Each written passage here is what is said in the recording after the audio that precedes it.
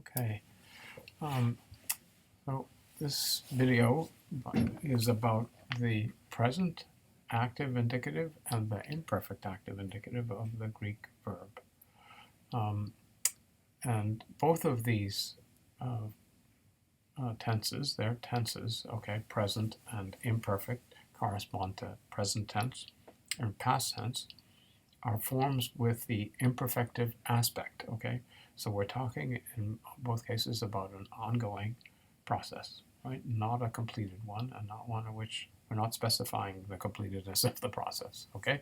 So the present active indicative of regular verbs, in regular verbs, there are actually only two kinds of verbs in Greek. There are regular verbs and irregular verbs. So this is a huge number of verbs are like this in Greek, okay? This is the living category of verbs in Greek. Belisi's nodding her head, she knows. So when you're learning these things, you're learning gazillions of verbs, okay? So it's an efficient way to learn. So the present active indicative in regular verbs is the base form, okay? That is, the way it's structured, it's the thing on which everything is built up. So it's like the Christmas tree with nothing on it, and then you start putting all kinds of ornaments, okay? So this is your starting point. In the case of this, here are the forms. Belisi's written them down. For the first person, we've got luo, that means I. This verb has a weird kind of meaning. It's a short verb and it's easier to write, but it has the same form as the one that the book uses, which is paideo. So luo means I am releasing, okay? We have this verbal root in things like analysis, that's lucis, it means loosening something into its constituent parts, right? Anyhow, so this means I am releasing. The second person singular means you, a singular person, okay? In English, remember, the you can be either singular or plural, but in Greek there's a difference. You, a singular person, are releasing, and the third person singular means he, she, or it is releasing. In other words, there's a subject implicit in these verb forms. And you could put a period after luo, or lues, or lue, and it would be a sentence. He or she, or it is, you or I are releasing, is a sentence, okay?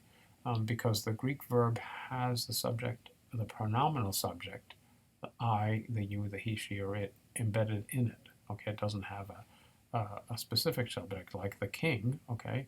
But if you want to say the king is releasing, you use the third person form because he's a third person, okay? Or the queen, she's a third person, okay? The fact that the pronoun subject is implicit in it means that you can leave the subject out. But if you have an explicit subject in a Greek sentence, it's going to be third person singular or plural, right? All right, so that's the forms of the singular. You can see from just looking at these forms that you have a base element lu, lu, and then you have the endings o, ace, a, amen, ete, use, okay?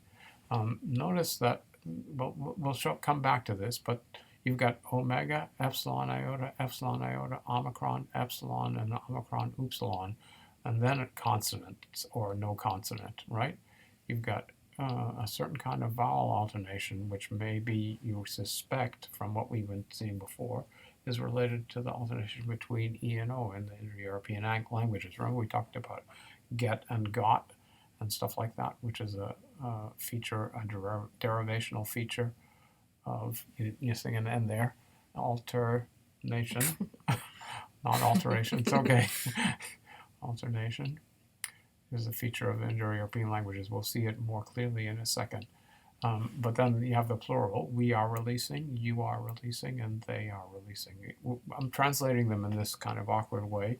Conventionally, people translate them, I release, you release, he, she, or it releases, which doesn't elicit the aspectual feature of the verb, okay? In English, I think it means that process is going on. When you say I release it, it means I'm doing it now, okay? So you can validly translate a Greek present with I release instead of I am releasing. But I want you to understand the concept behind them, okay? And the plural is we are releasing, you are releasing, and they are releasing. Those are the forms. You've got a base and endings, lu plus endings. The accent, something we're learning about separately. Okay? And now we're going to switch to the imperfect, which is the past tense of the imperfective aspect. If you look at these forms, you can see, I'm just going to read them, eluon, elus, elue, eluamen, eluate, eluon. Each one is preceded by a prefix, e, okay? And the prefix e in Greek, which you can add to verbs that begin with a consonant, okay, is the marker of past tense. So all the way through the Greek verb, not just in the imperfect, which is the past tense of the imperfective aspect, but in all Greek verbs that have a past tense, that's the way you mark it. So in the aorist, which is a past tense, in the pluperfect, which is another past tense, you use the e when the verb begins with a consonant to mark the pastness. Okay, so that's the function of the e in front of the lu, and then you have endings, and the endings are eluon, elus, elue, and eluamen, eluete, eluon again. The first person singular and the third person plural are the same. Originally, there was a T in the third person plural, eluont, but final consonants disappeared in Greek, okay? So erase the T, okay? Bye-bye. It's not there. All right, that's not the reason I wanted to erase it is because we forgot to talk about this in the present. But if you look at the third person singular, elue, it has a nu after it, okay, which you use when the next word begins with a vowel. So it's like the difference between a and an in English, right? That's a new movable. A book, an elephant, right? When the word begins with a vowel, you add the n. The same is true of elue. So here you can see clearly in the imperfect that you have an alternation pattern between O and E in these forms. And this is something that's consistent across the Greek verb as well. We can make a little chart maybe in the bottom right-hand corner. If you do 1, 2, 3, singular and plural, what you see here is in the singular O, E, E, or omicron, epsilon, epsilon, and then O, E, O in the plural. That's the alternation all the way through the Greek verb. This is the little vowel, the O or the E is called the thematic vowel. We'll come back to it. So what marks verbs, in fact, as regular verbs is that they have, in many of their forms, not all, this thematic vowel. So we're going to pay attention to it and notice it as a feature of the verb. That's it. Good luck. Yep.